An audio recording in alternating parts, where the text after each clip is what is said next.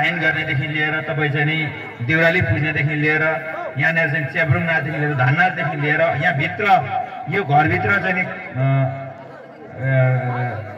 यहाँनिर चाहिँ नि मूलखाम्बाको पूजादेखि लिएर तपाईँ भित्रपट्टिको चाहिँ नि कोदो र धान नगीको चाहिँ नि पूजा गरेर चाहिँ नि यो कार्यक्रमहरू गरियो।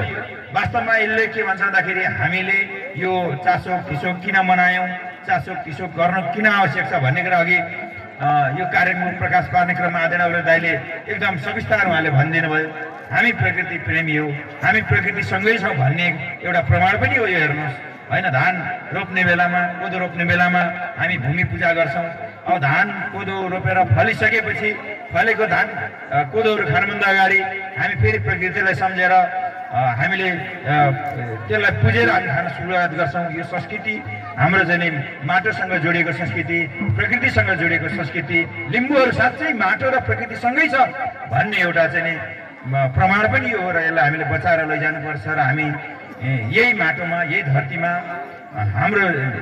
हामी रमाउनुपर्छ र हामीले बनाएका संस्कृतिहरूलाई अझ विकसित गर्दा अगाडि बढाएर लैजाने र त्यो संस्कृतिमा रमाउनुपर्छ भन्ने कुरा हामीले मनन गर्नुपर्छ। र यसका निम्ति यो वर्षै पछि हिमा सामेलले कार्यक्रमको आयोजना गरेर लिम्बू समुदायको चाहिँ अग्रलासमा कार्यक्रमको आयोजना गर्नुभएको छ। म तपाईँहरूलाई धरान उपमहानगरपालिकाको तर्फबाट बधाई धन्यवाद दिन चाहन्छु र मैले यहाँ पनि एउटा आवश्यकता मैले खड्केको महसुस गरेँ तपाईँहरूलाई।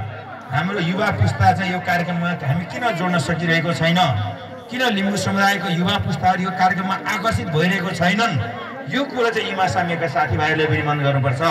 संस्कृति बचाउने प्रश्न भन्दा पनि संस्कृति पुस्ता हस्तान्तरण गर्ने प्रश्न चाहिँ मूल प्रश्न होला। हामीले नाच्यौँ, हामीले गायौँ, तर हाम्रा सन्तान दर सन्तानले त्यो नाचेको गाएको ग्रहण गरेर त्यो संस्कृति बचाउन सकेन भने त्यसको कुनै अर्थ हुँदैन। त्यसैले यो कुरो यो आवश्यकता यहाँ पनि मैले महसुस गरेको छु। हेर्नुहोस्, म लिम्बू समुदायका अरू